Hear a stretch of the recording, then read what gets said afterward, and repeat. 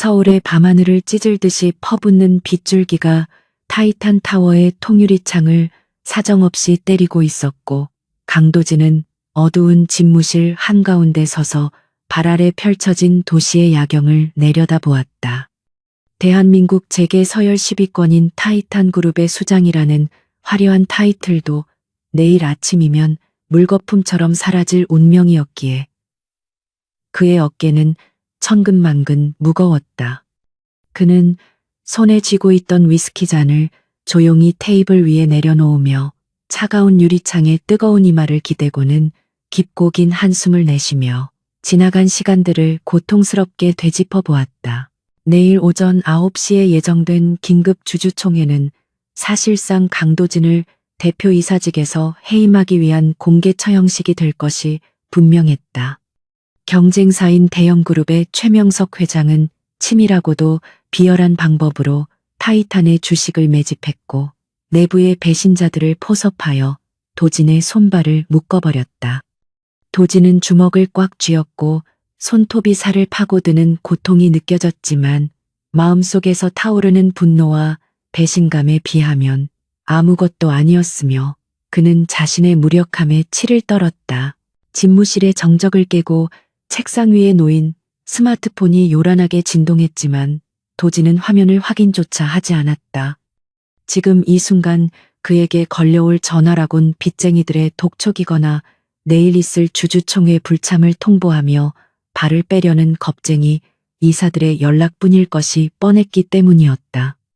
그는 넥타이를 거칠게 풀어 헤치고 소파에 깊숙이 몸을 파묻으며 천장을 올려다보았고 머릿속은 복잡한 회계장부와 최명석의 비릿한 웃음소리로 가득 차서 터질 것만 같았다. 그때 갑자기 집무실의 조명이 불안하게 깜빡거리더니 꺼져 있던 대형 모니터 세대가 동시에 켜지며 눈부신 푸른 빛을 뿜어냈다.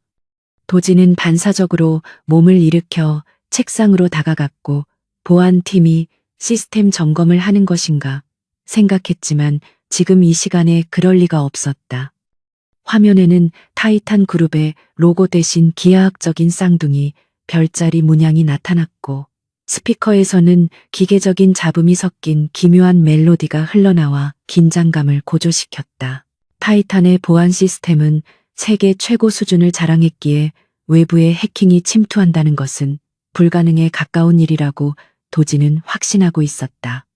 하지만 눈앞의 모니터 위로 수많은 코드들이 폭포수처럼 쏟아져 내리고 있었고 그 속도는 인간의 눈으로 쫓을 수 없을 만큼 빨랐다.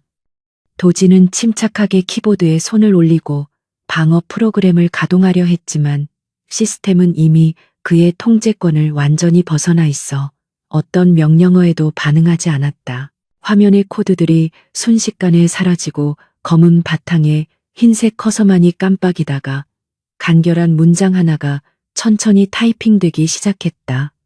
재민이라는 닉네임을 가진 해커는 도진의 현재 상황을 정확히 꿰뚫고 있는 듯 도발적인 메시지를 보냈다. 타이탄이 무너지는 것을 보고만 있을 것인가? 아니면 악마의 손을 잡아서라도 살아남을 것인가? 라는 질문은 도진의 자존심을 건드리는 동시에 묘한 호기심을 자극했다. 도진은 떨리는 손가락으로 키보드를 두드려 당신은 누구이며 무엇을 원하느냐고 짧게 답신을 보냈고 답장은 즉시 돌아왔다. 해커는 자신이 누구인지는 중요하지 않으며 중요한 것은 자신이 최명석의 숨겨진 비자금 장부와 불법 로비 내역을 가지고 있다는 사실이라고 주장했다. 도진의 눈동자가 거칠게 흔들렸는데 그것은 그가 지난 수개월 동안 수십억 원을 쏟아부어도 찾아내지 못했던 최명석의 유일한 아킬레스건이었기 때문이었다. 곧이어 첨부 파일 하나가 전송되었고 도진은 바이러스일지도 모른다는 의심을 거두지 못한 채 조심스럽게 파일을 열었다. 모니터에 펼쳐진 문서는 최명석이 페이퍼 컴퍼니를 통해 타이탄의 주식을 매집한 자금의 출처가 불법 도박 사이트 운영 수익금이라는 결정적인 증거들이었다. 도진은 믿을 수 없다는 표정으로 스크롤을 내렸고 이 정도의 정보력이라면 국정원이나 인터폴 수준의 기관이 개입된 것이 분명해 보였다. 재민이는 도진이 자료를 검토할 시간을 충분히 주지 않고 다시 메시지를 보내 당장 만나서 거래를 하자고 제안했다. 도진은 함정일 가능성을 배제할 수 없었지만 지금 그에게는 지푸라기라도 잡아야 하는 절박함이 있었기에 선택의 여지가 없었다. 그는 해커가 제시한 좌표를 확인했고 그곳은 타이탄 타워에서 차로 20분 거리에 있는 재개발 구역에 버려진 창고형 카페였다. 도진은 서랍에서 호신용 가스총을 꺼내 코트 주머니에 챙겨 넣고 비서실을 거치지 않은 채 비밀 엘리베이터를 타고 지하 주차장으로 내려갔다. 검은색 세단에 올라타 시동을 걸자 엔진의 묵직한 진동이 느껴졌고 그는 빗길을 뚫고 도로 위를 질주하기 시작했다. 빗물에 번지는 네온사인 불빛들이 마치 그를 조롱하는 듯 어지럽게 춤을 추었지만 도진의 시선은 오직 내비게이션이 가리키는 붉은 점에 고정되어 있었다. 약속 장소에 도착하자 폐허처럼 변한 공장지대의 을씨년스러운 풍경이 그를 맞이했고 가로등조차 드문드문 켜져 있어 주변은 칠흑 같은 어둠에 잠겨 있었다. 도진은 차에서 내려 옷깃을 여미고 낡은 철제문을 향해 걸어갔는데 녹슨 간판만이 이곳이 한때는 사람들이 찾던 카페였음을 짐작게 했다. 그는 문 손잡이를 잡고 잠시 망설이다가 결심한 듯 힘주어 문을 밀었고 끼익 하는 소름 끼치는 소리와 함께 문이 열렸다. 내부는 외부와 단절된 듯 고요했고 먼지 쌓인 테이블과 의자들만이 덩그러니 놓여 있었으며 공기 중에는 눅눅한 곰팡이 냄새가 떠다녔다. 도진은 스마트폰에 플래시를 켜고 조심스럽게 발을 내디뎠고 구석진 곳에서 희미하게 새어나오는 불빛을 발견하고는 그쪽으로 방향을 틀었다. 긴장감으로 인해 심장 박동 소리가 귓가에 크게 울렸고 그는 어둠 속에서 자신을 기다리고 있을 정체불명의 존재에 대해 온갖 상상을 했다. 불빛이 새어나오는 곳은 안쪽에 마련된 프라이빗 룸이었고 도진이 입구에 들어서자 낡은 소파 뒤로 누군가의 그림자가 보였다. 그는 마른 침을 삼키며 목소리를 가다듬고 자신이 강도진임을 밝히며 모습을 드러내라고 차갑게 말했다. 하지만 소파 뒤의 인물은 즉시 대답하지 않았고 잠시 후 기계음이 섞이지 않은 또랑또랑한 어린아이의 목소리가 들려와 도진을 당황하게 만들었다. 도진은 자신의 귀를 의심하며 천천히 소파 앞으로 다가갔고 그곳에는 예상치 못한 광경이 그를 기다리고 있었다. 정장을 차려입은 성인 남성이나 범죄 조직의 일원이 있을 것이라는 예상과 달리 7살 정도로 보이는 남자아이와 여자아이가 나란히 앉아 있었다. 두 아이는 마치 거울을 보는 듯 꼭 닮은 외모를 가지고 있었으며 각자 자신의 몸집만 한 태블릿 PC를 무릎에 올려놓고 있었다. 남자아이는 뿔테 안경을 고쳤으며 도진을 향해 날카로운 눈빛을 보냈고 여자아이는 무표정한 얼굴로 도진을 위아래로 훑어보았다. 도진은 헛웃음을 터뜨리며 이것이 최명석이 보낸 유치한 장난일 것이라고 생각하고는 아이들에게 부모님을 모셔오라고 소리쳤다. 그러나 남자아이는 조금도 위축되지 않고 자신들이 바로 재민이이며 강도진 사장을 구원할 파트너라고 당돌하게 대꾸했다. 도진은 기가 막힌다는 표정으로 아이들을 내려다보았지만 아이들의 태도에는 장난기라고는 전혀 찾아볼 수 없는 진지함이 서려 있었다. 여자아이가 태블릿 화면을 도진에게 보여주었는데 그곳에는 도진이 방금 전 사무실에서 보았던 최명석의 자금 흐름도가 실시간으로 업데이트되고 있었다. 아이는 작은 손가락으로 화면을 터치하며 현재 최명석이 자금을 세탁하고 있는 가상화폐 계좌를 동결시킬 수 있다고 설명했다. 그 설명은 너무나 전문적이고 논리적이어서 도진은 눈앞의 아이들이 평범한 7살이 아니라는 사실을 인정하지 않을 수 없었다. 남자아이는 자신을 유하늘이라고 소개했고 여자아이는 유바다라는 이름을 밝혔으며 그들은 쌍둥이 남매였다. 하라는 수학과 알고리즘 설계에 천재적인 재능이 있었고 바다는 데이터 분석과 해킹에 있어 타의 추종을 불허하는 능력을 가지고 있었다. 도지는 소파 맞은편의 낡은 의자를 끌어당겨 앉으며 두 아이와 눈높이를 맞추었고 여전히 믿기 힘든 상황이었지만 호기심이 두려움을 압도했다. 그는 아이들에게 왜 자신을 돕려고 하는지 물었고 대가 없이 이런 위험한 일을 벌일 리가 없다고 판단했다. 하늘이는 안경 너머로 냉철한 시선을 보내며 자신들의 조건은 단 하나뿐이며 그것은 돈이나 명예 같은 시시한 것이 아니라고 말했다. 바다 역시 하늘이의 말을 거들며 자신들이 분석한 결과 강도진 사장만이 현재의 위기에서 자신들의 목표를 이루어줄 유일한 적임자라고 덧붙였다. 도진은 아이들의 당돌함에 묘한 매력을 느끼며 그 조건이 무엇인지 물었고 어떤 무리한 요구라도 들어줄 준비가 되어 있었다.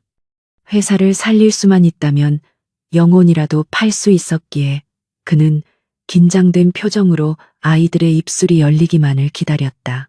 빗줄기는 더욱 거세져 지붕을 때리는 소리가 대화를 방해할 정도였지만 룸 안의 공기는 숨막힐 듯 팽팽했다. 하늘이와 바다는 서로 눈빛을 교환하더니 동시에 입을 열어 도진이 전혀 예상하지 못한 충격적인 제안을 던졌다.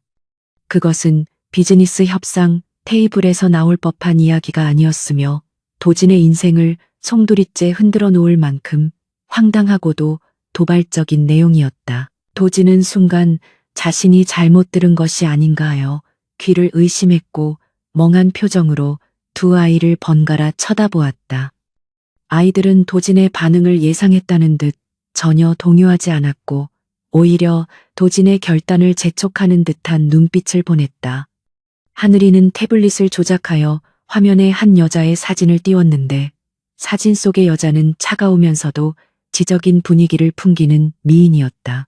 바다는 사진 속의 여자가 자신들의 엄마인 유서연이라고 소개하며 엄마는 과거의 천재적인 전략가였으나 지금은 능력을 숨기고 살고 있다고 설명했다.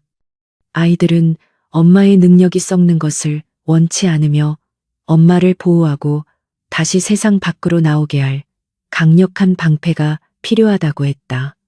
그리고 그 방패가 되어줄 사람으로 타이탄의 CEO인 강도진을 선택했고 그 대가로 타이탄을 살려주겠다는 거래를 제안한 것이었다. 도진은 사진 속 여자의 눈동자가 묘하게 슬퍼 보인다고 느꼈고 아이들이 엄마를 생각하는 마음이 얼마나 깊은지 짐작할 수 있었다.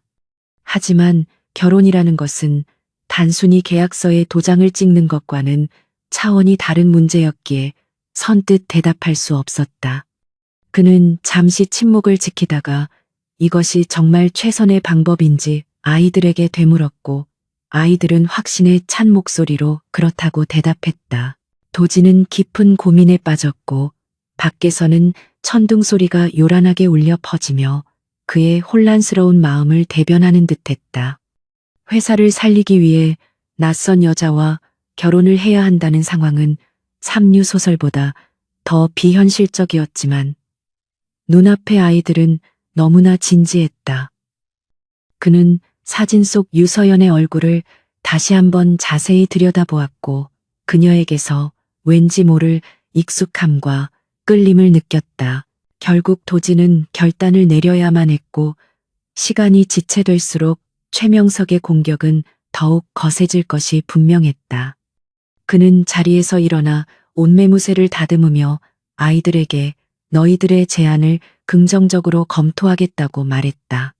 하지만 그 전에 먼저 너희 어머니인 유서연 씨를 만나봐야겠다고 덧붙였고 아이들은 만족스러운 미소를 지으며 고개를 끄덕였다. 창고 밖의 빗소리는 여전히 거세게 몰아치고 있었지만 강도진의 시선은 오직 두 아이의 작은 손가락 끝에 집중되어 있었다. 하늘이는 도진의 의심을 불식시키기 위해 짧은 한숨을 내쉬며 태블릿 화면을 빠르게 터치하기 시작했고 그 속도는 전문 피아니스트의 연주처럼 경이로웠다. 바다는 옆에서 담담한 목소리로 지금부터 보여줄 것은 단순한 해킹이 아니라 최명석 회장이 관리하는 위장 계열사의 주가 조작 시연이라고 설명했다. 도진은 마른 침을 삼키며 화면을 주시했고 태블릿과 연결된 대형 모니터에는 복잡한 주식 차트가 붉은색과 파란색을 오가며 요동치기 시작했다. 불과 3분도 지나지 않아 견고해 보이던 대형 그룹의 물류 자회사 주가가 곤두박질치기 시작하더니 순식간에 하한가로 직행하는 기염을 토했다. 이것은 단순히 시스템을 교란하는 수준을 넘어서 알고리즘 거래 시스템의 허점을 완벽하게 파고든 고도의 금융, 공학적 공격이었다.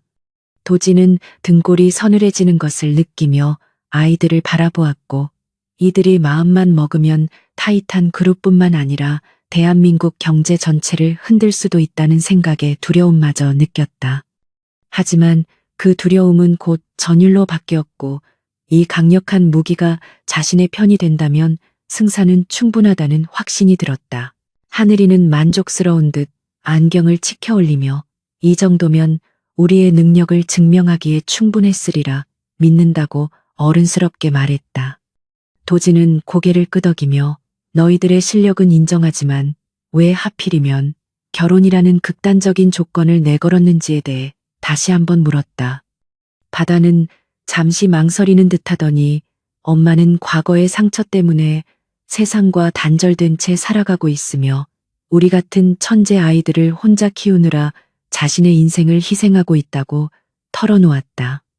아이들은 엄마에게 든든한 울타리와 사회적 지위를 만들어주고 싶었고 강도진이라는 남자가 가진 배경과 인성이 엄마를 지키기에 적합하다고 판단했던 것이다. 도진은 아이들의 순수하면서도 치밀한 계획에 혀를 내둘렀고 동시에 유서연이라는 여자에 대한 궁금증이 걷잡을 수 없이 커졌다. 그는 아이들에게 내일 당장 어머니를 만나러 가겠다고 약속했고 아이들은 미리 준비해둔 주소가 적힌 메모지를 도진에게 건넸다. 도진은 메모지를 소중히 주머니에 넣고는 비틀거리는 걸음으로 창고를 빠져나왔으며 차가운 빗방울이 얼굴을 때리자 비로소 현실로 돌아온 듯한 기분이 들었다.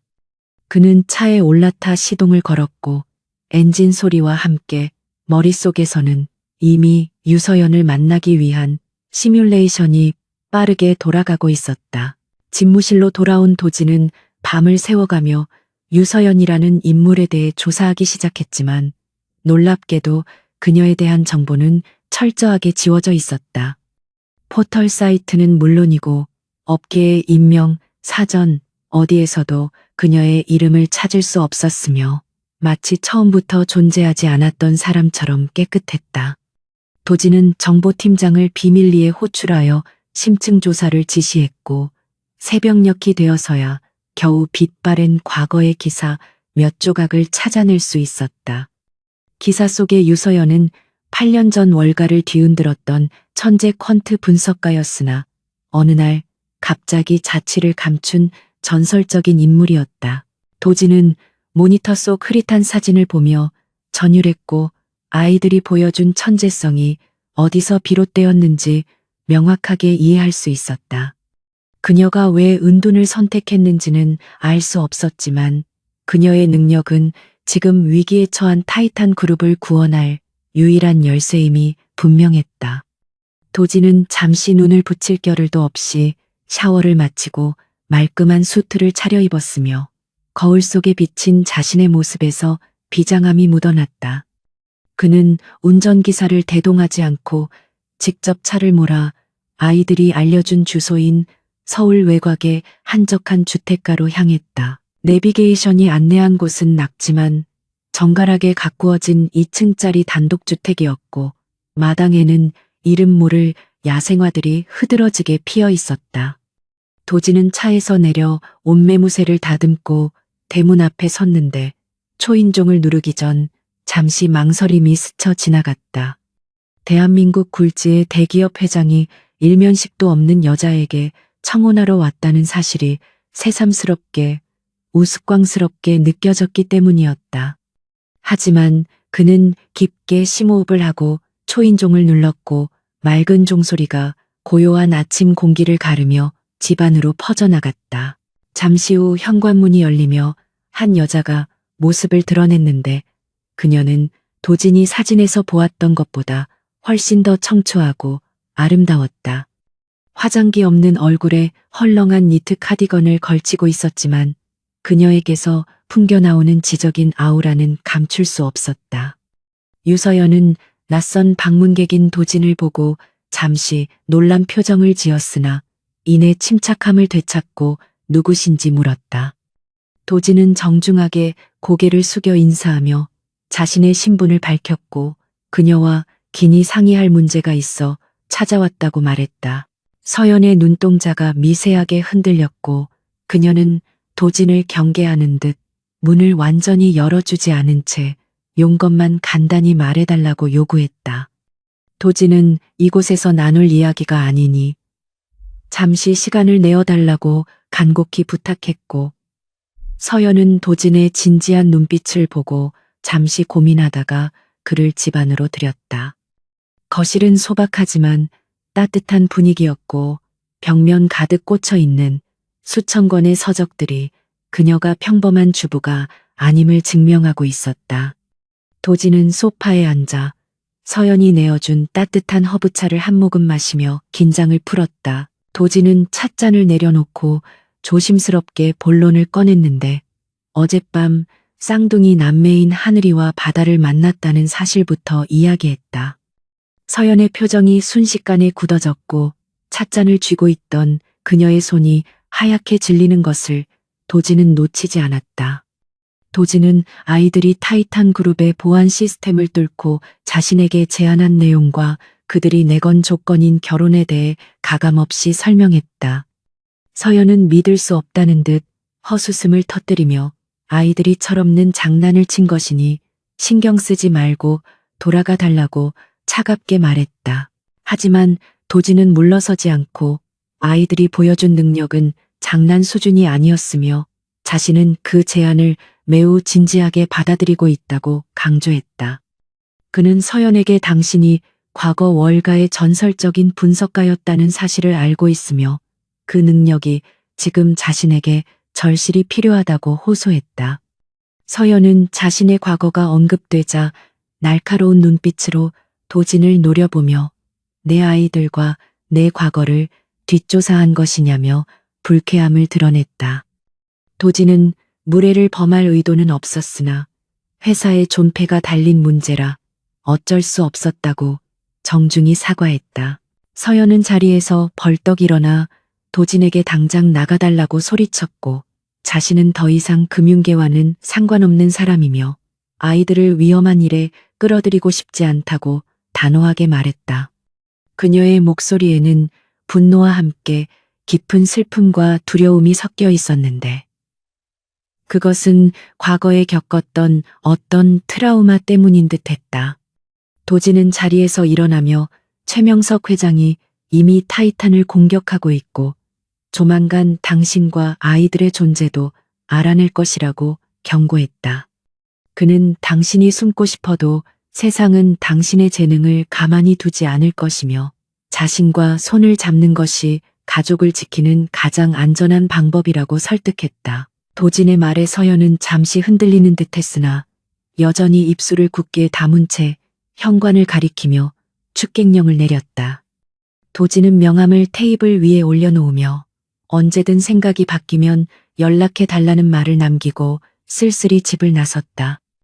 대문 밖으로 나온 도진은 차에 타기 전 2층 창문을 올려다보았는데 커튼 뒤에서 누군가 자신을 지켜보고 있다는 느낌을 받았다.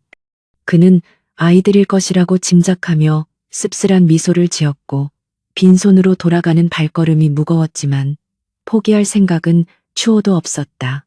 서연은 도진이 떠난 후 소파에 주저앉아 떨리는 손으로 얼굴을 감싸 쥐었고 잊으려고 노력했던 과거의 기억들이 파도처럼 밀려왔다. 그때 2층 계단에서 하늘이와 바다가 조심스럽게 내려오며 엄마의 눈치를 살폈고 서연은 아이들을 보자마자 달려가 와락 끌어안았다. 그녀는 아이들에게 왜 그런 위험한 짓을 했냐며 눈물을 글썽였지만 아이들은 엄마가 행복해지기를 바랐을 뿐이라며 고개를 숙였다. 서연은 아이들의 순수한 마음에 가슴이 미어지는 듯했고 동시에 도진이 남기고 간 경고가 귓가에 맴돌아 불안감을 떨칠 수 없었다. 한편 타이탄 본사로 돌아가는 도진의 차 안에서 그의 휴대폰이 다시 한번 요란하게 울리기 시작했다. 발신자는 비서실장이었고 그는 다급한 목소리로 최명석 회장이 긴급 이사회를 소집하여 도진의 해임안을 상정했다는 소식을 전했다. 예상보다 훨씬 빠른 공격에 도진은 이를 악물었고 이제 남은 시간은 불과 몇 시간밖에 없다는 사실을 직감했다. 그는 운전대를 꽉 잡으며 유서연의 결단만이 이 상황을 뒤집을 수 있는 유일한 변수임을 다시금 뼈저리게 느꼈다. 같은 시각 서연의 집 앞에는 검은색 밴 한 대가 조용히 정차해 있었고 차 안에는 험상궂은 인상의 남자들이 서연의 집을 주시하고 있었다. 그들은 최명석이 고용한 사설 탐정들로 도진의 동선을 추적하여 이곳까지 따라온 것이 분명했다. 남자 중 한 명이 어딘가로 전화를 걸어 강도진이 만난 여자의 신원을 파악했다며 비릿한 웃음을 흘렸고 서연의 평화로운 일상은 이미 산산조각 나기 시작했다. 서연은 창밖을 내다보다가 낯선 차량을 발견하고 본능적인 공포를 느꼈으며 도진의 말이 단순한 협박이 아니었음을 깨달았다. 서연은 거실 테이블 위에 놓인 도진의 명함을 다시 집어들었고 하얀 종이 위에 적힌 강도진이라는 이름, 세 글자가 그녀의 운명을 옥죄어 오는 듯했다. 그녀는 아이들을 지키기 위해 자신이 다시 전쟁터로 뛰어들어야 할지도 모른다는 생각에 심장이 거세게 뛰었다.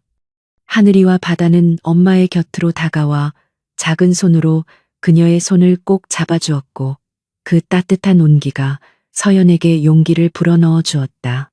그녀는 결심한 듯 휴대폰을 들어 도진의 번호를 누르기 시작했고 신호음이 울리는 동안 그녀의 눈빛은 예전의 냉철한 전략가로 돌아가고 있었다. 강도진이 핸들을 꺾는 순간 타이어가 비명 같은 마찰음을 내질렀고 그는 가속 페달을 바닥까지 밟았다.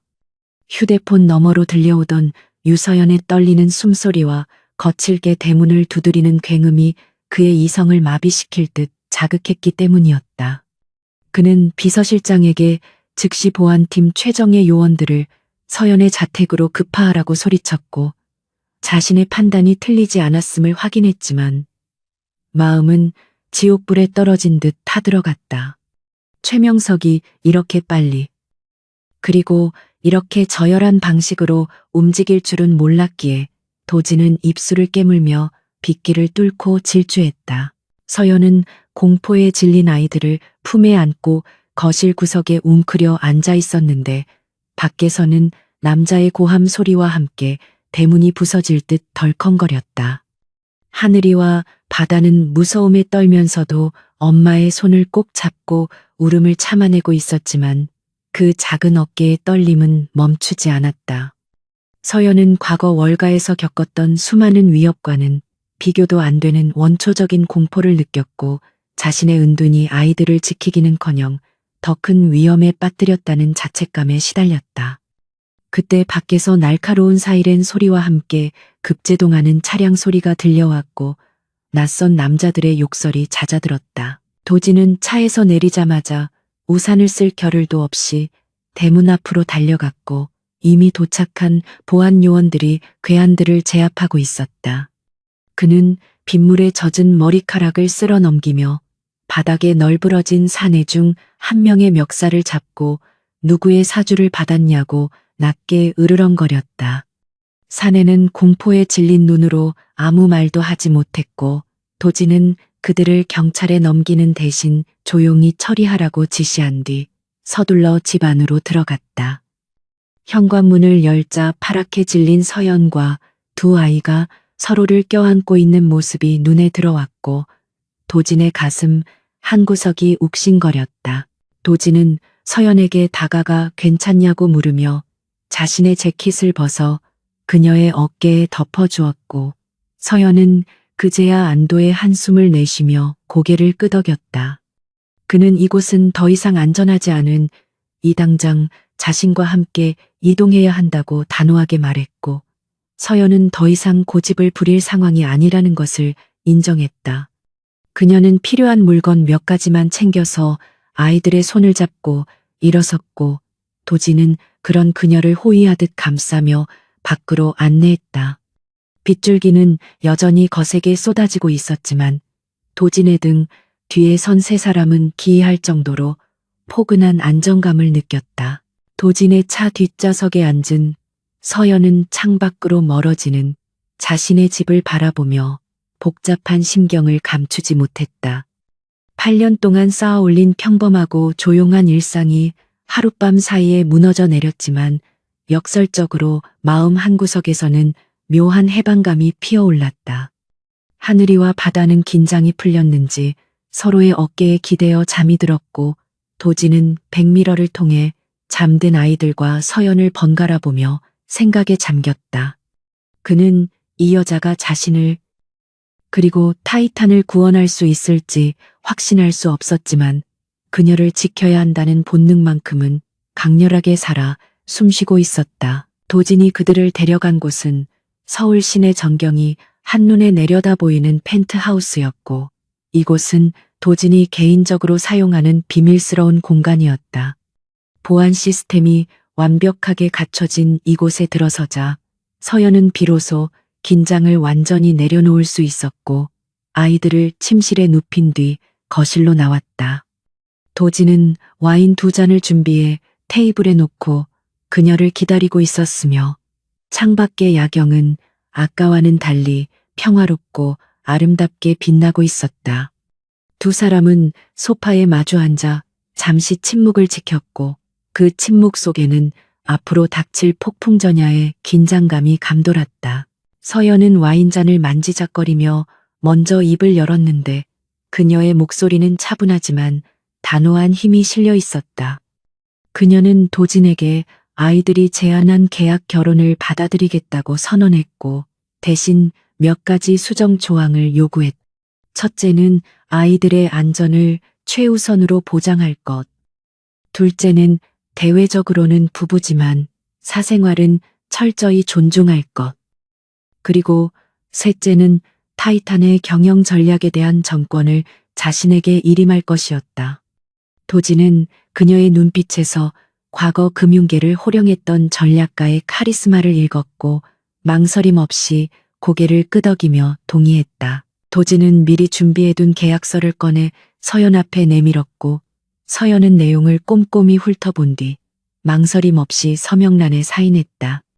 펜 끝이 종이를 스치는 사각거리는 소리가 넓은 거실을 채웠고 그것은 단순한 계약 체결이 아니라 전쟁의 서막을 알리는 신호탄과도 같았다. 도진은 자신의 서명까지 마친 후 서연에게 악수를 청했고 두 사람의 손이 맞닿는 순간 차가웠던 서연의 손끝에 온기가 전해졌다. 도진은 내일 아침 곧바로 혼인 신고를 마치고 주주총회장에 함께 입장할 것이라고 통보했고 서연은 결연한 표정으로 알겠다고 대답했다. 다음 날 아침 일찍 펜트하우스로 디자이너와 메이크업 아티스트들이 들이닥쳤고 서연은 잠시 당황했지만 이내 상황을 받아들였다. 그녀는 헐렁한 티셔츠와 청바지를 벗어던지고 도진이 준비한 짙은 네이비색의 정장 슈트를 입었으며 굽 높은 하이힐을 신었다.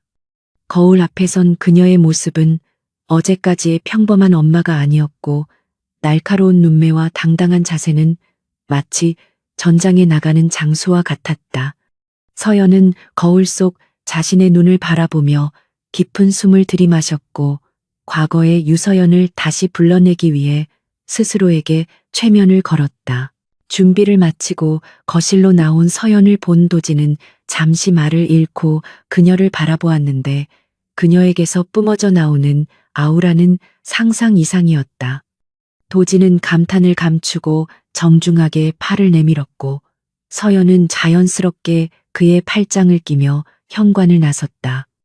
엘리베이터를 타고 내려가는 동안 두 사람은 아무 말도 하지 않았지만 거울에 비친 두 사람의 모습은 마치 오랫동안 호흡을 맞춰온 파트너처럼 완벽하게 어울렸다.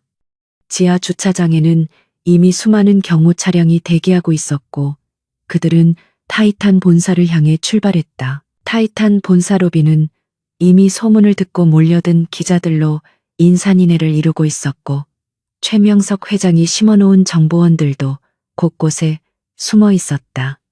도진의 차량이 도착하자 플래시 세례가 쏟아졌고 경호원들이 길을 터주기 위해 안간힘을 썼다.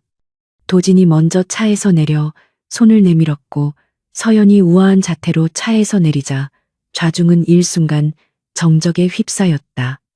그녀의 압도적인 미모와 카리스마의 기자들은 셔터를 누르는 것도 잊은 채 멍하니 바라보았고 도진은 서연의 허리를 감싸며 당당하게 로비로 들어섰다.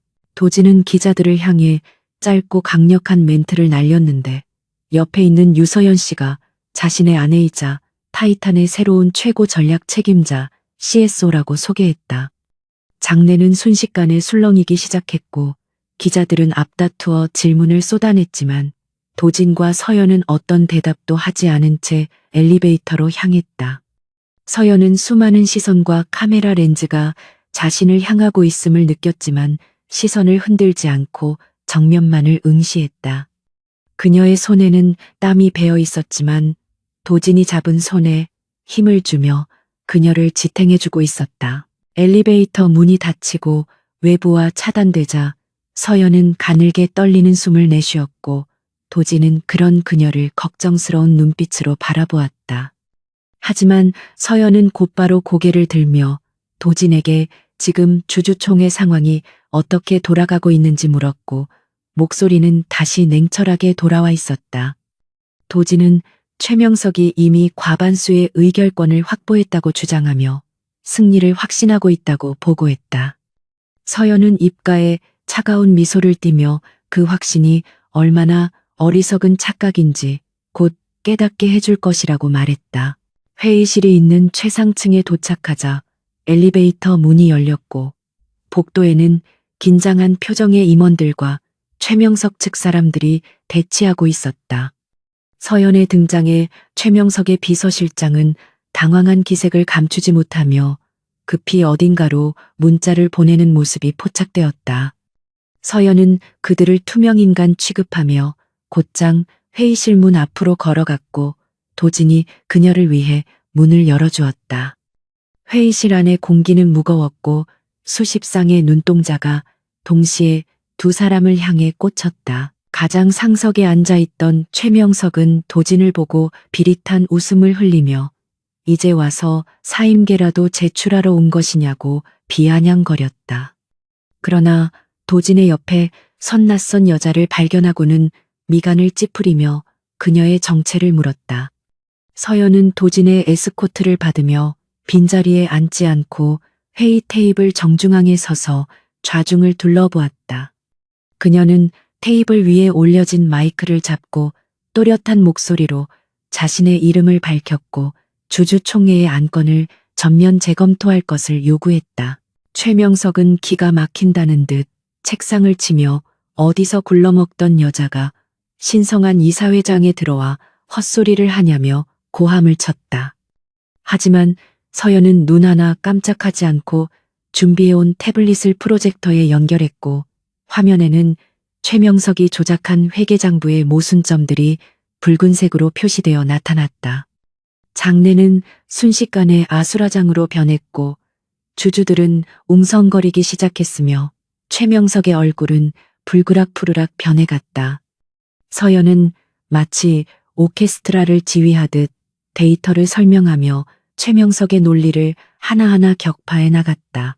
서연의 브리핑은 완벽했고 그녀가 제시하는 수치와 근거들은 누구도 반박할 수 없을 만큼 정교하고 치명적이었다. 도지는 옆에서 그녀를 지켜보며 전율을 느꼈고 아이들이 말했던 천재 전략가의 진면목을 두 눈으로 확인하는 순간이었다. 서연은 최명석을 정면으로 응시하며 당신이 매입한 주식의 자금 출처가 불투명하다는 증거가 여기 있다고 마지막 결정타를 날렸다. 최명석은 당황하여 말을 더듬었고 그 틈을 타 중립을 지키던 이사들의 마음이 도진 쪽으로 기울기 시작했다. 소란스러웠던 회의실은 서연의 압도적인 퍼포먼스에 의해 점차 진정되었고 분위기는 완전히 반전되었다. 도진은 자리에서 일어나 서연의 곁으로 다가가 섰고 두 사람은 마치 완벽한 한 팀처럼 보였다. 도진은 주주들에게 최명석의 해임안을 긴급 발의하며 서연이 제시한 새로운 경영 정상화 계획에 대한 신임 투표를 제안했다. 서연은 자신감 넘치는 눈빛으로 도진을 올려다보았고 도진 역시 신뢰가 가득 담긴 눈빛으로 그녀를 마주 보았다. 그 시각 하늘이와 바다는 펜트하우스에서 이 모든 상황을 CCTV 해킹을 통해 지켜보고 있었고 엄마의 활약에 환호성을 질렀다. 아이들은 하이파이브를 하며 자신들의 계획이 성공적으로 첫 발을 내디뎠음을 자축했고 동시에 엄마가 다시 빛나는 모습을 보며 가슴 뭉클함을 느꼈다. 하지만 바다는 모니터 한 구석에 잡힌 최명석의 표정이 심상치 않음을 감지했고 그 눈빛 속에 담긴 살기를 읽어냈다. 아이들의 표정은 다시 진지해졌고 이 싸움이 쉽게 끝나지 않을 것임을 본능적으로 직감했다. 서연은 회의를 성공적으로 마치고 집무실로 돌아와 의자에 깊숙이 몸을 기대며 참았던 숨을 몰아쉬었다. 다리가 후들거리고 손끝이 저려왔지만 도진이 건네준 따뜻한 물 한 잔에 마음이 진정되었다. 도진은 서연에게 진심으로 고맙다는 인사를 전했고 서연은 이제 시작일 뿐이라며 방심하지 말 것을 당부했다. 그때 집무실에 전화가 울렸고 수화기 너머에서는 최명석의 격앙된 목소리가 들려와 두 사람의 긴장감을 다시 고조시켰다. 그는 아직 전쟁은 끝나지 않았으며 서연의 가장 소중한 것을 빼앗을 것이라고 저주를 퍼부었다. 타이탄 그룹의 본사 건물은 폭풍이 지나간 뒤에 고요함 대신 벌집을 쑤셔놓은 듯한 어수선함으로 가득 차 있었고 직원들의 시선은 온통 한 곳으로 쏠려 있었다. 전날 주주총회에서 혜성처럼 등장해 최명석 회장의 허를 찔렀던 유서연이라는 낯선 여자의 정체에 대해 온갖 추측이 난무하고 있었다. 누군가는 그녀가 강도진 사장의 숨겨진 연인이라고 수군거렸고 다른 누군가는 경쟁사에서 스카우트한 비밀 병기라고 주장했지만 진실을 아는 사람은 극히 드물었다.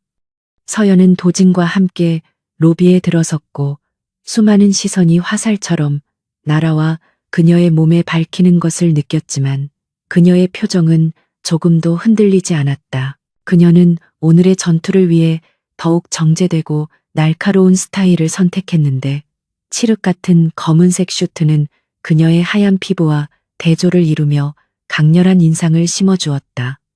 도진은 그녀의 곁에서 보폭을 맞추며 걸었고 주변을 둘러보는 그의 눈빛은 맹수처럼 날카로워 누구도 감히 접근할 엄두를 내지 못하게 만들었다.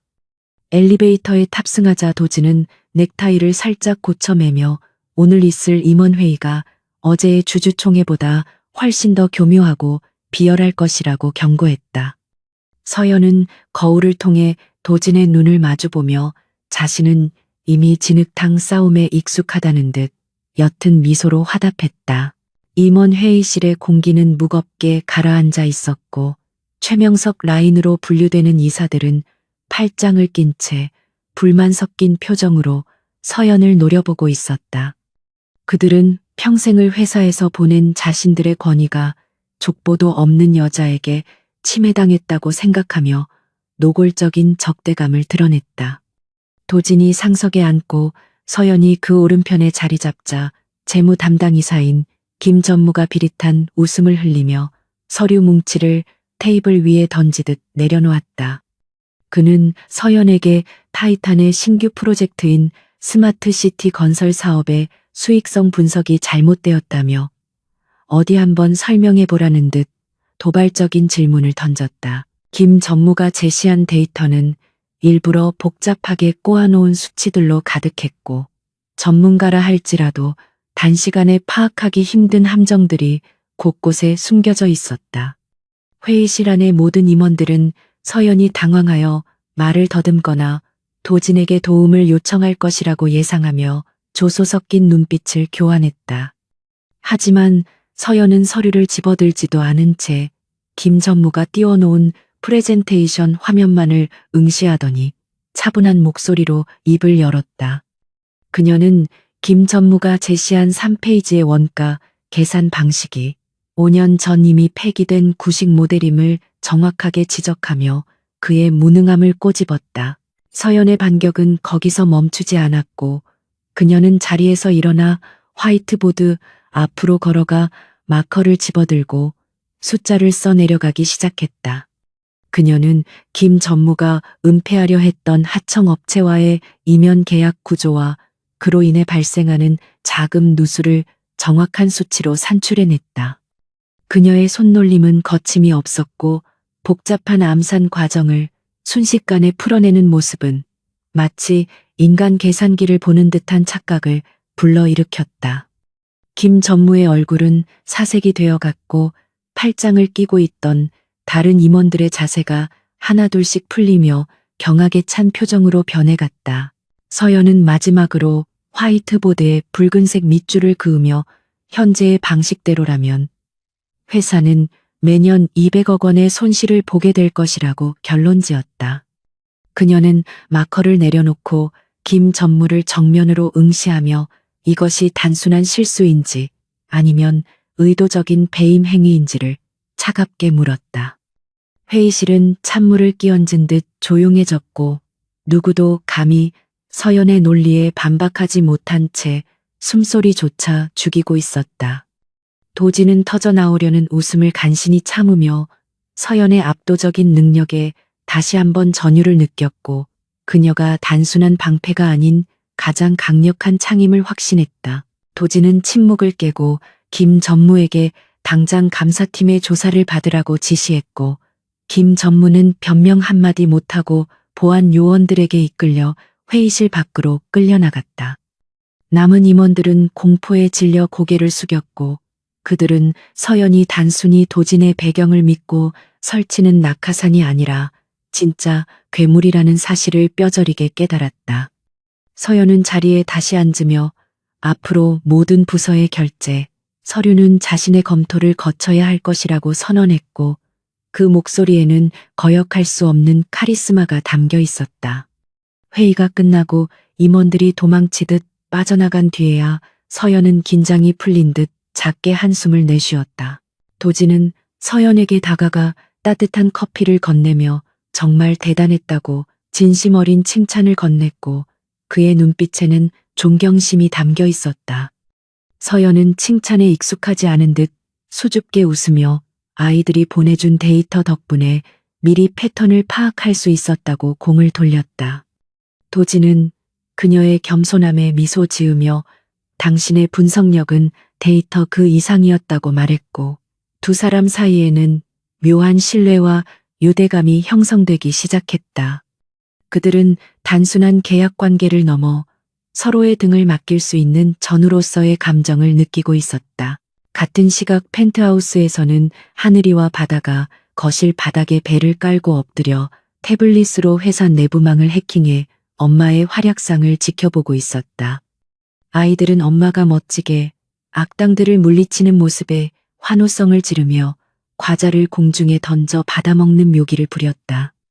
바다는 엄마가 예전처럼 기죽어 있지 않고 당당하게 자신의 능력을 펼치는 모습이 너무 좋다며 눈시울을 붉히기도 했다.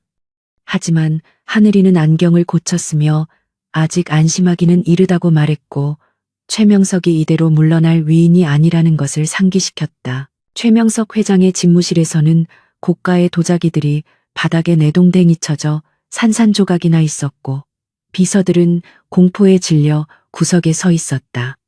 최명석은 붉게 충혈된 눈으로 강도진과 유서연의 사진을 짓밟으며 분노를 표출하고 있었는데 자신의 수족과 같았던 김 전무가 제거당했다는 사실을 받아들일 수 없었다.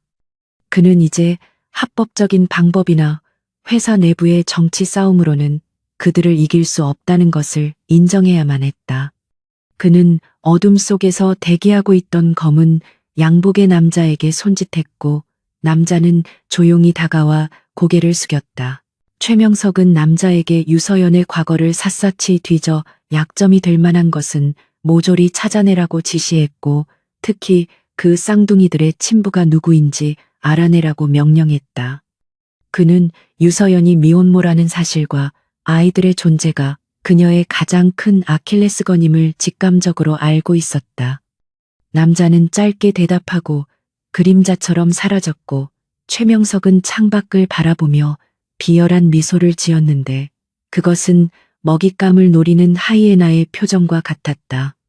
그는 유서연을 무너뜨리면 강도진도 자연스럽게 무너질 것이라고 확신했다. 오후가 되자 서연은 밀려드는 업무를 처리하느라 정신이 없었고 그녀의 책상 위에는 각 부서에서 올라온 기획안들이 산더미처럼 쌓여 있었다. 그녀는 잠시 휴식을 취하기 위해 창가로 다가가 스트레칭을 했는데 그때 책상 위에 놓인 낯선 편지 봉투 하나가 눈에 들어왔다. 발신인의 이름도 없고 회사 로고도 없는 하얀 봉투였는데 그녀는 의아해하며 봉투를 집어들었고 봉투 안에는 얇은 사진 한 장이 들어 있었다. 사진을 꺼내 확인한 서연의 동공이 지진이 난 듯 거칠게 흔들렸고 그녀의 손에서 사진이 힘없이 떨어졌다. 사진 속에는 8년 전 만삭의 몸으로 병원 벤치에 홀로 앉아 울고 있는 자신의 모습이 담겨 있었고 그 뒷면에는 붉은 글씨로 아빠는 어디인이라는 섬뜩한 문구가 적혀 있었다. 서연은 숨이 턱 막히는 공포를 느꼈고 누군가가 자신의 가장 아프고 숨기고 싶었던 기억을 들추어내고 있다는 사실에 몸서리쳤다. 이것은 명백한 경고였으며 아이들의 존재뿐만 아니라 그들의 출생 비밀까지 건드리겠다는 최명석의 선전포고나 다름없었다. 그녀는 급히 사진을 서랍 깊숙한 곳에 숨기고 떨리는 손으로 인터폰을 들어 보안실을 호출하려 했다. 그때 집무실 문이 열리고 도진이 들어왔는데 그는 서연의 창백해진 얼굴을 보고 단번에 무슨 일이 생겼음을 감지했다. 도진은 그녀에게 다가가 무슨 일이냐고 물었고 서연은 애써 침착함을 유지하며 아무것도 아니라고 거짓말을 했다. 그녀는 도진에게 자신의 과거까지 짐을 지우고 싶지 않았고 아이들의 친부에 대한 이야기는 절대로 입 밖으로 꺼내고 싶지 않은 금기였기 때문이었다. 도진은 그녀의 눈빛에서 깊은 두려움을 읽었지만 억지로 캐묻는 대신 묵묵히 그녀의 어깨를 감싸주었다. 도진은 오늘 저녁에 아이들과 함께 외식을 하자고 제안하며 분위기를 전환하려 했고 서연은 도진의 배려에 감사하며 고개를 끄덕였다. 하지만 그녀의 마음속에는 이미 불안의 씨앗이 싹트고 있었고 최명석이 아이들에게 접근할지도 모른다는 생각에 안절부절 못했다. 그녀는 몰래 핸드폰을 꺼내 하늘이에게 문자를 보내 집에 낯선 사람이 오면 절대 문을 열어주지 말라고 당부했다. 도진은 그런 그녀를 보며 자신이 더 완벽한 방패가 되어야겠다고 다짐했고 보안팀에게 경계태세를 최고 수준으로 격상하라고 비밀리에 지시했다. 퇴근 시간이 지나고 도진과 서연은 회사 지하 주차장으로 내려갔는데 평소와 달리 공기가 차갑고 눅눅하게 느껴졌다. 차에 타려던 순간 서연의 휴대폰이 울렸고 발신 번호 제한으로 걸려온 전화를 받자 기계 변조음 섞인 목소리가 흘러나왔다. 목소리의 주인은 아이들이 정말 똑똑하더군요. 라고 말하며 소름 끼치는 웃음소리를 남기고 전화를 끊어버렸다. 서연은 휴대폰을 떨어뜨리며 비명을 질렀고 도진은 그녀를 부축하며 무슨 내용인지 물었다. 서연은 공포에 질린 눈으로 도진을 바라보며 그들이 아이들을 알고 있다고 떨리는 목소리로 말했다. 도진의 눈빛이 순식간에 살기로 가득 찼고 그는 서연을 차에 태운 뒤 엑셀을 밟아 펜트하우스를 향해 질주했다. 그는 핸들을 잡은 손에 힘을 주며 그 어떤 대가를 치르더라도 아이들과 서연을 건드리는 자는 살려두지 않겠다고 맹세했다. 차창 밖으로 지나가는 도시의 불빛들이 붉은 핏빛처럼 번져 보였고 그들의 전쟁은 이제 경영권을 넘어선 생존의 문제로 치닫고 있었다. 펜트하우스에 도착한 그들은 다급하게 문을 열고 들어갔고 거실에는 다행히 아이들이 평화롭게 TV를 보고 있었다. 서연은 아이들에게 달려가 끌어안으며 안도의 눈물을 흘렸지만 도지는 거실 테이블 위에 놓인 낯선 선물 상자를 발견하고 표정이 굳어졌다. 하늘이는 택배 기사 아저씨가 주고 갔다며 해맑게 말했지만 도지는 본능적으로 그 상자가 위험하다는 것을 느꼈다. 그는 아이들과 서연을 뒤로 물러나게 하고 조심스럽게 상자의 뚜껑을 열었는데 그 안에는 머리가 잘린 인형과 함께 타이머가 돌아가는 소리가 들려왔다. 거실을 가득 채우던 섬뜩한 기계음 소리가 멈추자 강도진은 본능적으로 상자를 자신의 품으로 감싸 안아 아이들과 유서연을 보호하려 했다. 1초가 1년처럼 느껴지는 찰나의 정적이 흐른 뒤 폭발음 대신 녹음된 최명석의 비릿한 웃음소리만이 스피커를 통해 흘러나와 신뢰를 비웃듯 울렸다. 그것은 명백한 조롱이자 심리전의 일환이었고 도지는 폭탄이 아니라는 사실에 안도하면서도 혈관을 타고 흐르는 분노가 뜨겁게 끓어오르는 것을 느꼈다. 서연은 다리가 풀려 주저앉을 뻔했지만 아이들 앞이라 이를 악물고 버텼고 창백해진 얼굴로 도진의 품에 안겨있는 상자를 노려보았다. 도진이 상자를 바닥에 내려놓고 거칠게 숨을 몰아쉬는 동안 하늘이는 안경을 고쳤으며 조심스럽게 상자 내부를 살피기 시작했다. 보통의 아이라면 울음을 터뜨렸을 상황이었지만 하늘이와 바다는 두려움보다는 호기심과 분노가 뒤섞인 눈빛으로 기계 장치를 분석했다. 바다는 작은 핀셋을 가져와 회로 사이에 숨겨진 새끼 손톱만 한 칩을 찾아냈고 그것이 단순한 스피커가 아니라 고성능 도청 장치임을 단번에 알아차렸다. 최명석은 이 장난감을 통해 도진과 서연이 공포에 떠는 소리를 실시간으로 감상하며 즐기려 했던 것이 분명했다. 바다는 도청 장치의 전원을 끄지 않고 대신 자신의 태블릿을 연결하여 미리 녹음해둔 가짜 음성 파일을 송출하기 시작했다. 그 파일에는 도진이 두려움에 떨며 해외로 도피할 계획을 상의하는 내용이 담겨 있었고 이는 최명석을 방심하게 만들기 위한 즉흥적이지만 완벽한 역정보였다. 도진은 아이들의 기지 넘치는 대처에 감탄하며 그들의 머리를 쓰다듬었고 이 작은 천재들이 자신의 가장 든든한 아군임을 다시 한번 실감했다. 서연 역시 아이들의 침착한 모습에 용기를 얻어 떨리는 손을 멈추고 냉철한 전략가의 눈빛을 되찾았다. 그날 밤 펜트하우스의 거실은 흡사 전쟁터의 작전 상황실을 방불케 하는 모습으로 변모했고 네 사람은 원형 테이블에 둘러앉아 반격의 서막을 준비했다. 도지는 화이트보드에 최명석의 자금줄과 인맥 지도를 그렸고 서연은 그 연결고리들 중 가장 약한 부분을 찾아내어 공격 지점을 설정했다. 하늘이와 바다는 최명석이 숨겨둔 해외 비밀 계좌에 방화벽을 뚫기 위한 코드를 짜느라 손가락이 보이지 않을 정도로 빠르게 키보드를 두드렸다. 이들은 피로 맺어진 가족보다 더 끈끈한 유대감으로 뭉쳐 있었고 그 중심에는 서로를 지키겠다는 강렬한 의지가 있었다. 다음 날 아침 도진은 일부러 수척해진 얼굴로 회사에 출근하여 최명석 측 임원들에게 짐짓 약한 모습을 보이며 연기를 펼쳤다.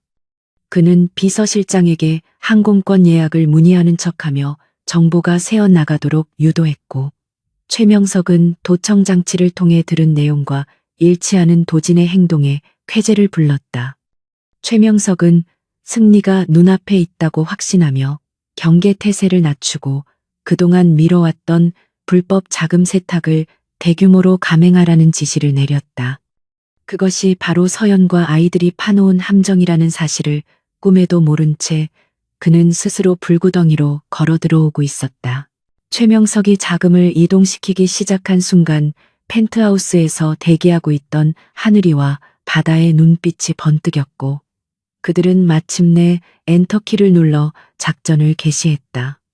아이들이 심어놓은 바이러스는 최명석의 자금 이동 경로를 교묘하게 비틀어 그 돈이 전액 자선단체와 사회환원기금으로 기부되도록 조작했다. 동시에 서연은 언론사들의 최명석의 이중장부와 탈세 증거가 담긴 익명의 제보 메일을 일제히 발송했다.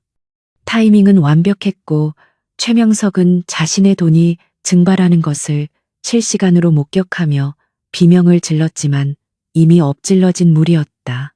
점심시간이 되자 뉴스는 최명석 회장의 비리 의혹으로 도배되었고, 대형 그룹의 주가는 곤두박질치기 시작해 시장은 대혼란에 빠졌다.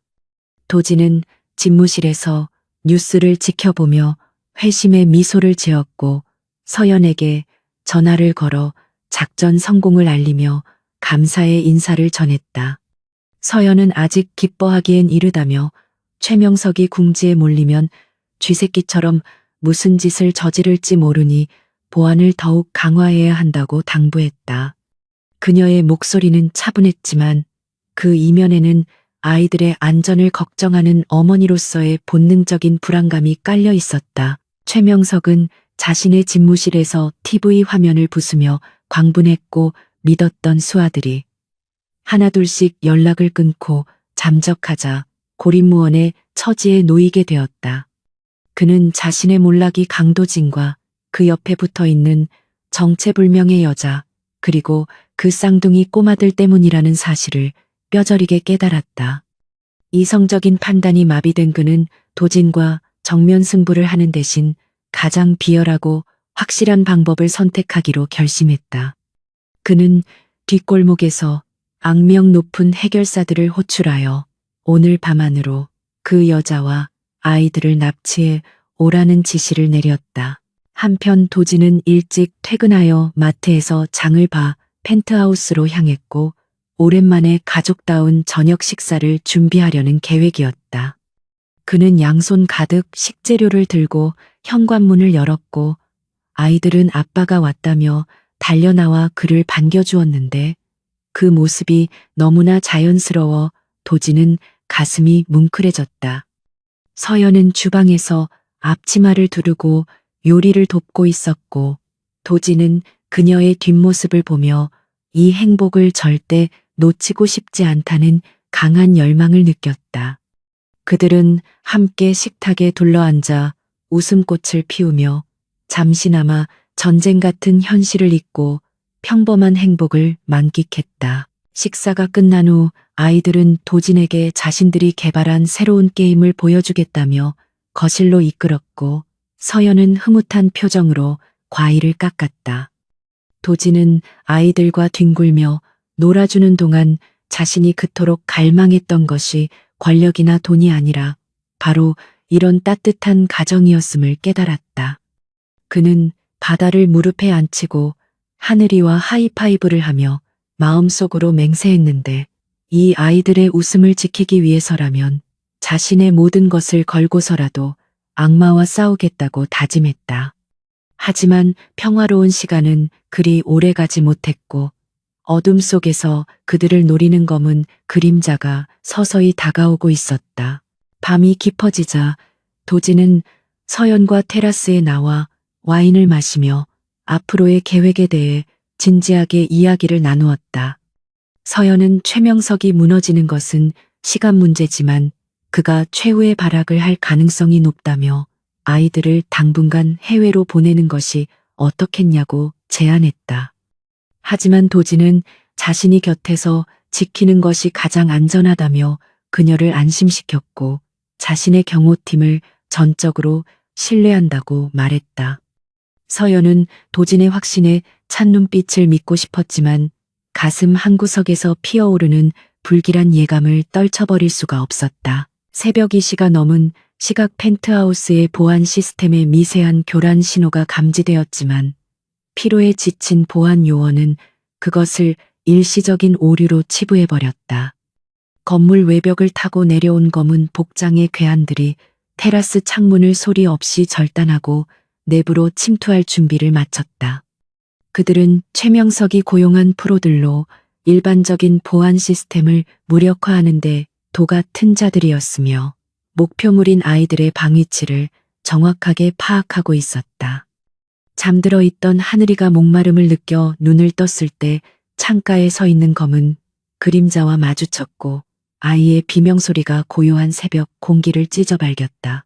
도진과 서연은 아이의 비명소리에 화들짝 놀라 침대에서 튀어 일어났고 도진은 베개 밑에 두었던 호신용 3단봉을 챙겨 들고 아이들의 방으로 달려갔다. 복도에는 이미 괴한 2명이 지키고 서 있었고 도진은 망설임 없이 그들에게 달려들어 치열한 육탄전을 벌였다. 서연은 도진이 시간을 버는 사이 아이들의 방으로 들어가려 했지만 또 다른 괴한이 그녀의 앞을 가로막았다. 난장판이 된 거실에서 도진은 괴한들을 쓰러뜨리고 서연을 구하기 위해 몸을 날렸지만 수적 열쇠에 밀려 점점 구석으로 몰렸다. 괴한들의 대장은 아이들을 마취제로 잠재운 뒤 거대한 더플백에 담아 짊어졌고 서연은 울부짖으며 그들의 바짓가랑이를 잡고 늘어졌다. 괴한은 서연을 거칠게 걷어차고 도진을 향해 섬광탄을 던진 뒤 연막을 틈타 테라스로 빠져나갔다. 시야를 잃은 도진이 비틀거리며 테라스로 따라 나갔을 때는 이미 괴한들이 로프를 타고 아래로 사라진 뒤였고 멀어지는 검은색 벤의 미등만이 야속하게 빛나고 있었다. 도진은 난간을 잡고 절규했고 바닥에 쓰러진 서연은 정신을 잃어가면서도 아이들의 이름을 부르며 오열했다. 도진은 피투성이가 된 얼굴을 닦을 생각도 하지 않은 채 서연을 안아 일으키며 반드시 아이들을 찾아오겠다고 피맺힌 목소리로 약속했다. 그는 떨리는 손으로 휴대폰을 꺼내 보안 팀장에게 전화를 걸어 가용할 수 있는 모든 인력과 장비를 동원해 최명석의 은신처를 찾으라고 고함을 쳤다. 그의 눈동자는 분노와 살기로 붉게 타오르고 있었고 이제 더 이상 법이나 이성은 중요하지 않았다. 그는 사냥꾼이 되어 짐승만도 못한 자들을 직접 처단하기 위해 지옥 끝까지라도 쫓아갈 준비가 되어 있었다. 비에 젖은 아스팔트 위를 미친 듯이 질주하는 강도진의 차는 마치 포효하는 검은 짐승과도 같았고 조수석에 앉은 유서연은 떨리는 손으로 태블릿 PC를 움켜쥐고 있었다. 다행히 하늘이가 평소 자신의 안경테 속에 심어두었던 초소형 위치 추적기가 미세한 신호를 보내오고 있었지만 신호는 간헐적으로 끊기며 두 사람의 애간장을 태웠다. 서연은 입술을 피가 날 정도로 깨물며 화면의 붉은 점을 응시했고 도진은 백미러로 보이는 그녀의 창백한 얼굴을 보며 더욱 가속 페달을 밟았다. 그들은 지금 단순한 드라이브를 하는 것이 아니라 아이들의 생명이 걸린 지옥의 레이스를 펼치고 있었고 도진의 눈빛은 살기로 번들거렸다. 도진은 운전대를 잡은 손등에 핏줄이 터질 듯 솟아올라 있었고 머릿속에는 최명석을 잡으면 어떻게 찢어밟힐지에 대한 잔인한 상상만이 가득했다. 그는 과거 군 복무 시절 특수부대에서 익혔던 살상 기술들을 본능적으로 떠올리고 있었으며 지금 그에게 법이나 도덕 따위는 아무런 의미가 없었다. 서연은 눈물을 닦아내며 아이들이 무사하기만을 기도했고 자신이 과거의 아이들에게 호신용 장비 사용법을 가르쳐주지 않은 것을 뼈저리게 후회했다. 차는 도심을 벗어나 인적이 드문 외곽도로로 진입했고 빗줄기는 더욱 굵어져 시야를 가렸지만 도진의 질주를 막을 수는 없었다. 신호가 멈춘 곳은 인천항 근처의 폐쇄된 컨테이너 야적장이었고 녹슨 철문과 잡초가 무성한 바닥은 으스스한 분위기를 자아내고 있었다. 도진은 전조등을 끄고 어둠 속에 차를 숨긴 뒤 서연에게 차 안에 남아 경찰을 기다리라고 말했지만 서연은 단호하게 고개를 저었다. 그녀는 내 아이들이 저기 있는데 혼자 숨어 있을 수는 없다며 도진의 옷자락을 잡았고 그녀의 눈빛은 모성애로 인해 두려움을 넘어서고 있었다. 도진은 그녀의 결의를 꺾을 수 없음을 깨닫고 자신의 코트 안주머니에서 여분의 호신용 단검을 꺼내 그녀에게 쥐어주었다. 두 사람은 빗소리에 발자국 소리를 감추며 컨테이너 사이를 미로처럼 빠져나갔고 저 멀리 유일하게 불이 켜진 낡은 창고가 눈에 들어왔다. 창고 입구에는 덩치 큰 사내 두 명이 담배를 피우며 경계를 서고 있었는데 그들은 긴장이 풀린 듯 잡담을 나누고 있었다. 도진은 서연에게 눈짓으로 기다리라는 신호를 보내고 그림자처럼 은밀하게 사내들의 뒤로 접근했다. 그는 순식간에 한 놈의 입을 막고 목을 가격하여 기절시켰고 다른 한 놈이 반응하기도 전에 명치를 걷어차 제압해버렸다. 도진은 쓰러진 사내들의 무전을 뺏어들고 서연을 불렀고 두 사람은 쓰러진 사내들을 어둠 속으로 끌어다 숨긴 뒤 창고 문틈으로 내부를 살폈다. 창고 안쪽 중앙에는 하늘이와 바다가 의자에 묶인 채 앉아 있었고 그 앞에는 최명석이 광기 어린 눈빛으로 왔다 갔다 하며 소리를 지르고 있었다. 아이들의 뺨은 붉게 부어올라 있었고 입에는 재갈이 물려 있었는데 그 모습을 본 도진의 심장이 덜컥 내려앉았다. 서연은 비명을 지르려는 입을 틀어막으며 오열을 삼켰고 도진은 그녀의 어깨를 감싸 안으며 조금만 참으라고 속삭였다. 최명석은 아이들에게 너희 엄마와 그 잘난 강도진이 곧 여기로 와서 무릎을 꿇을 것이라며 비릿한 웃음을 흘렸다. 그는 손에 든 휘발유통을 흔들며 너희들을 태워버리면 그들의 표정이 어떨지 정말 궁금하다고 중얼거렸는데 완전히 이성을 상실한 모습이었다. 바다는 공포에 질려 눈물을 흘리고 있었지만 하늘이는 묶인 손으로 의자 뒤에 날카로운 쇠붙이를 찾아내어 밧줄을 끊으려 안간힘을 쓰고 있었다. 아이들은 도진과 서연이 반드시 자신들을 구하러 올 것이라는 믿음을 잃지 않고 서로를 의지하며 버티고 있었다. 도진은 더 이상 지체할 수 없다고 판단하고 서연에게 자신이 시선을 끄는 동안 아이들을 구해 뒷문으로 빠져나가라고 작전을 지시했다. 그는 주변에 있던 쇠파이프를 집어들고 창고의 낡은 유리창을 박살내며 요란한 소리와 함께 내부로 난입했다. 갑작스러운 굉음에 최명석과 부하들은 당황하여 우왕좌왕했고 그 틈을 타도진은 가장 가까이 있던 부하의 머리통을 쇠파이프로 가격했다. 최명석은 강도진이 나타나자 소스라치게 놀라며 뒷걸음질 쳤고 남은 부하들에게 저놈을 죽이라고 고래고래 소리를 질렀다. 서연은 혼란을 틈타 컨테이너 뒤편으로 우회하여 아이들이 있는 곳으로 낮게 포복해 접근했고 그녀의 옷은 흙탕물로 엉망이 되었다. 도진은 3명의 덩치들을 상대로 치열한 격투를 벌이고 있었는데 수적인 열세에도 불구하고 죽음을 불사한 기세로 놈들을 압도하고 있었다. 그는 어깨와 허벅지에 칼을 스쳐 피가 흘렀지만 고통조차 느끼지 못하는 듯 짐승처럼 포효하며 주먹을 휘둘렀다.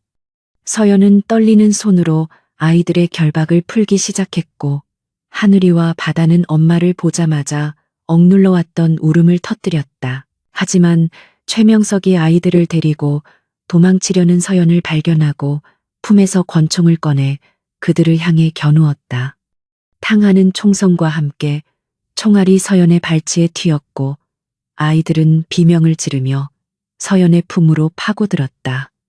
도진은 총소리에 고개를 돌렸고 최명석이 가족을 위협하는 모습을 보자 눈이 뒤집혀 덩치 하나를 방패막이로 삼아 돌진했다. 최명석은 당황하여 도진을 향해 방아쇠를 당겼지만 빗나갔고 도진은 그 틈을 타 쇠파이프를 최명석의 팔을 향해 전력으로 던졌다. 쇠파이프가 정확히 최명석의 손목을 강타하자 총이 바닥으로 떨어졌고 도진은 굶주린 늑대처럼 달려들어 최명석을 덮쳤다. 두 사람은 바닥을 뒹굴며 엉겨붙었고 최명석은 발악하며 도진의 상처 부위를 손가락으로 후벼 팠다. 도진은 끔찍한 고통에 신음했지만 절대로 물러서지 않고 최명석의 목을 조르며 네가 감히 내 가족을 건드렸냐고 으르렁거렸다. 서연은 아이들을 구석으로 피신시킨 뒤 바닥에 떨어진 권총을 주워들고 떨리는 손으로 두 사람을 겨누었다. 서연은 그만하라고 소리치며 공포탄을 천장을 향해 발사했고 굉음에 놀란 두 남자의 움직임이 멈췄다. 도진은 거친 숨을 몰아쉬며 최명석을 바닥에 짓누르고 있었고 최명석은 얼굴이 시퍼렇게 질린 채 컥컥거리며 숨을 헐떡였다. 그때 멀리서 경찰차의 사이렌 소리가 들려오기 시작했고 창고 밖이 붉고 푸른 경광등, 불빛으로 요란하게 번쩍였다. 최명석은 그제야 자신의 완전한 패배를 직감하고 힘을 잃은 듯 축 늘어졌으며 그의 눈동자에는 절망만이 가득했다. 도진은 최명석을 놔주지 않고 경찰 특공대가 진입할 때까지 제압하고 있었으며 서연은 아이들을 끌어안고 하염없이 눈물을 흘렸다. 경찰들이 들이닥쳐 최명석과 그의 부하들에게 수갑을 채우는 동안 도진은 비틀거리며 일어나 가족에게로 다가갔다. 피투성이가 된 도진의 모습을 본 바다는 아빠 피난다며 울음을 터뜨렸고 하늘이도 도진의 다리를 붙잡고 엉엉 울었다. 도진은 아픈 줄도 모르고 무릎을 꿇어 세 사람을 한꺼번에 품에 안았고 그제야 긴장이 풀리며 뜨거운 눈물이 볼을 타고 흘러내렸다. 현장에 도착한 구급대원들이 도진의 상처를 치료하려 했지만 도진은 아이들과 서연의 상태를 먼저 확인해달라고 고집을 부렸다. 서연은 그런 도진의 손을 잡으며 당신이 제일 많이 다쳤다며 화를 냈지만 그 목소리에는 깊은 사랑과 고마움이 담겨 있었다. 네 사람은 구급차 한 대에 옹기종기 모여 앉았고 서로의 체온을 느끼며 살아있음을 감사했다.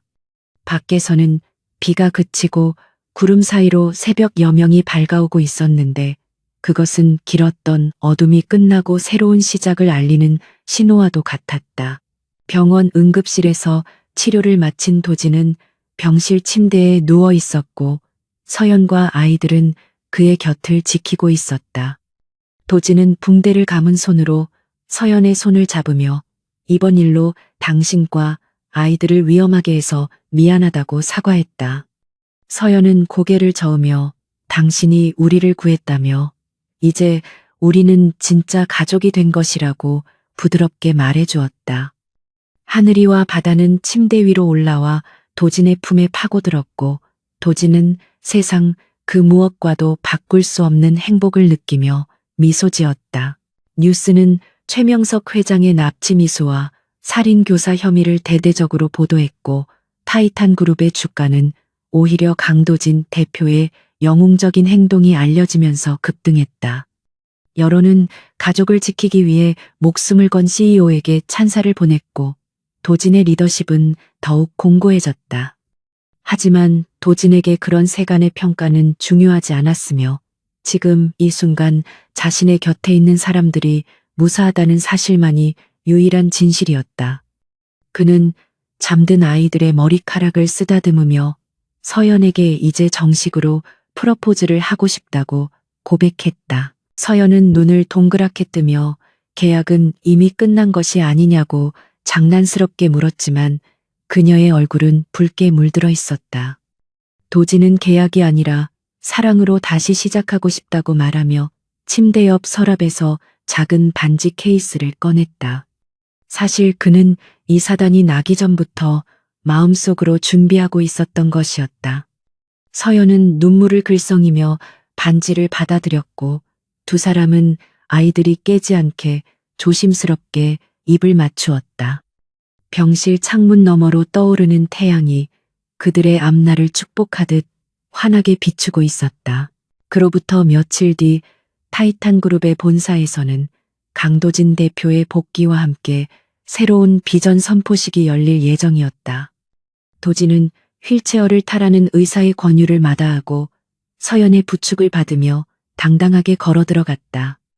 직원들은 기립 박수로 그들을 맞이했고 그들 뒤에는 꼬마 영웅 하늘이와 바다가 쑥스러운 듯 손을 잡고 따라오고 있었다.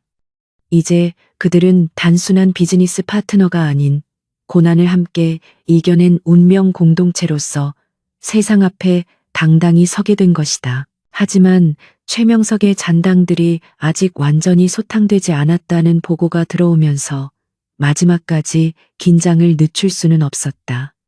도진은 서연과 눈빛을 교환하며 아직 해야 할 일이 남아있음을 확인했고 그들은 이 싸움을 완벽하게 끝내기 위한 마지막 계획을 세웠다. 그것은 최명석이 숨겨둔 비밀 장부를 완전히 공개하여 그를 사회적으로 매장시키는 것이었다. 하늘이와 바다는 다시 한번 태블릿을 집어들었고 그들의 손끝에서 정의의 심판이 내려질 준비가 되어 있었다. 봄 기운이 완연한 서울의 거리는 벚꽃이 피 눈송이처럼 흩날리고 있었고 타이탄 그룹의 본사 건물은 그 어느 때보다 활기에 넘쳐 있었다. 최명석 회장과 그 일당이 구속된 지 3개월이 지났고 회사는 강도진 대표와 유서연 CSO의 리더십 아래 빠르게 안정을 되찾아가고 있었다. 도진은 집무실 창가에 서서 분주하게 움직이는 직원들을 내려다보며 지난 겨울의 악몽 같았던 시간들이 마치 거짓말처럼 느껴졌다.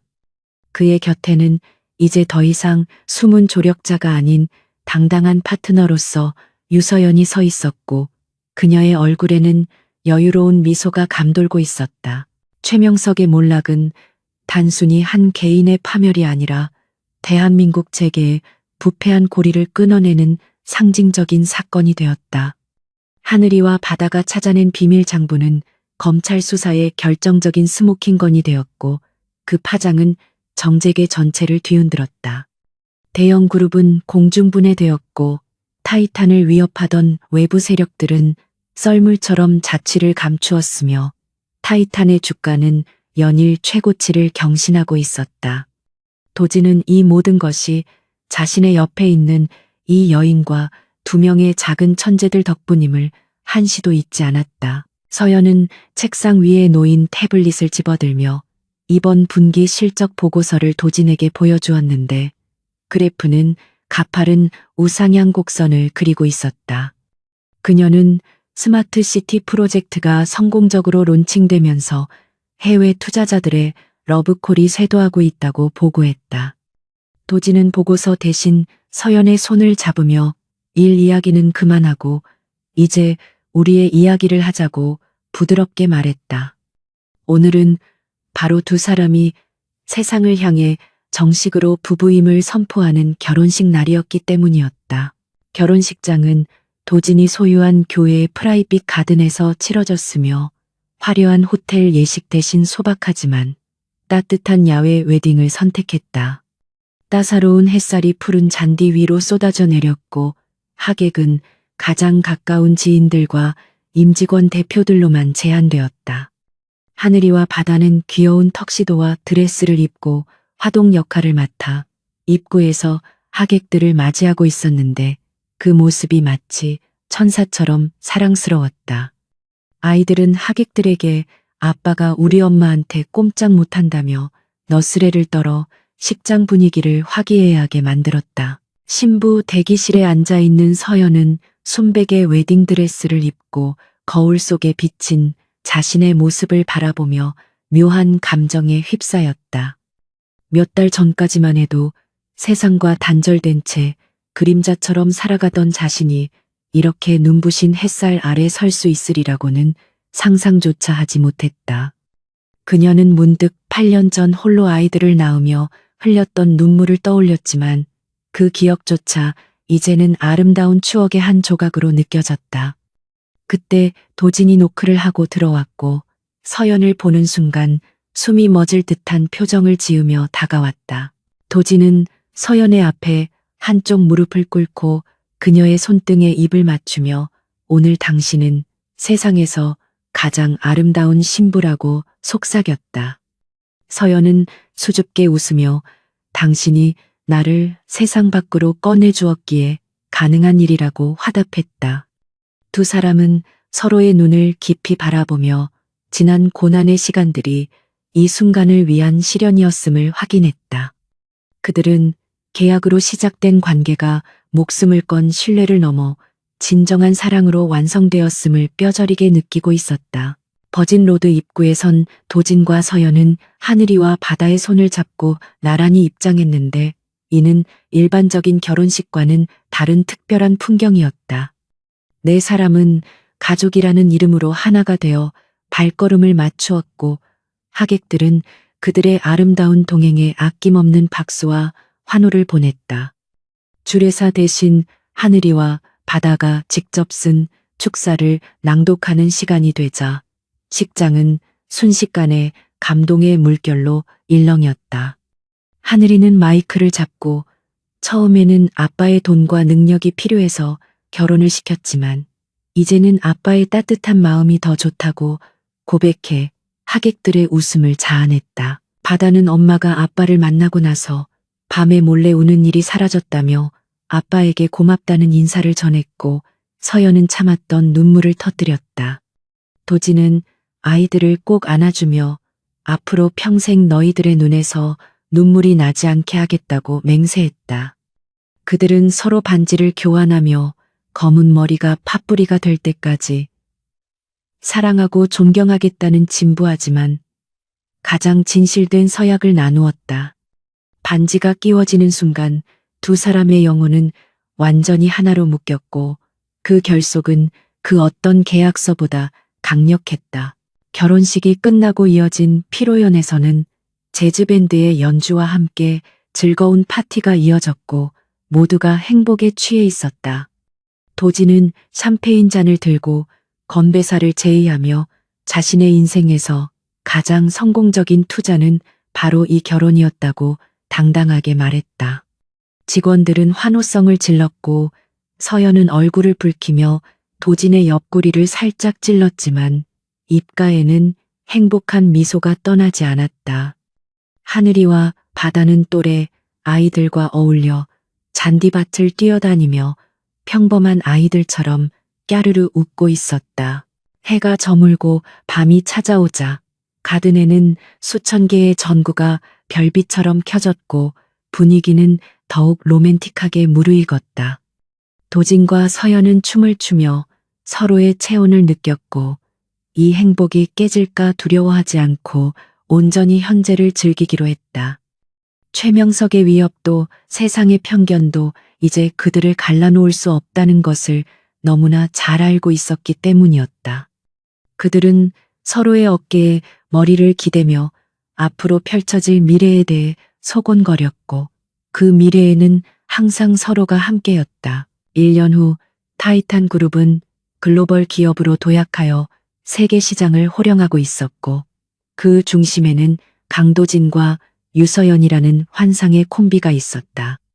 서연이 기획한 인공지능 교육 플랫폼은 전 세계적으로 대박을 터뜨렸고 그 핵심 알고리즘은 하늘이와 바다의 작품이라는 소문이 파다했다.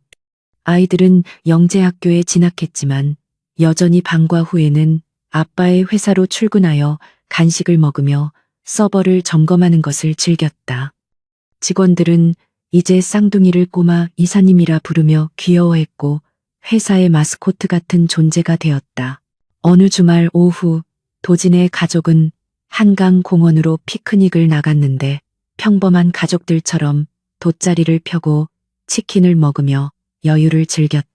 도지는 하늘이와 캐치볼을 하고 서연은 바다와 함께 그림을 그리며 평화로운 시간을 보냈다. 지나가는 사람들이 그들을 알아보며 수근거렸지만 그들은 전혀 개의치 않고 오직 서로에게만 집중했다. 도지는 땀을 흘리며 달려오는 하늘이를 안아 올리고 호탕하게 웃었는데 예전에 냉철하고 차가웠던 워커홀릭의 모습은 온데간데 없었다. 서연은 그 모습을 바라보며 문득 과거의 자신이 얼마나 어리석었는지 깨달았고 혼자 모든 짐을 지려 했던 시간이 아득하게 느껴졌다.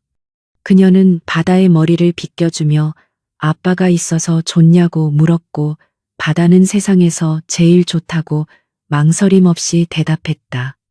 서연은 도진을 향해 따뜻한 눈빛을 보냈고 도진 역시 그녀의 시선을 느끼고 환하게 미소 지으며 손을 흔들었다.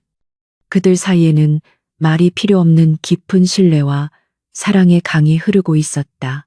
그날 저녁 펜트하우스로 돌아온 가족은 테라스에 모여 앉아 밤하늘의 별을 바라보며 도란도란 이야기를 나누었다. 하늘이는 최근에 발견한 새로운 별자리에 대해 설명했고 바다는 그 별자리에 가족의 이름을 붙이자고 제안했다. 도지는 아이들의 기발한 상상력에 감탄하며 언젠가 우주 여행을 시켜주겠다고 약속했다. 서연은 도진의 어깨에 기대어 이 순간이 영원히 멈추었으면 좋겠다고 생각했다. 잠잘 시간이 되자 도진과 서연은 아이들을 침대에 눕히고 동화책을 읽어주었는데 아이들은 어느새 훌쩍 자라 있었다.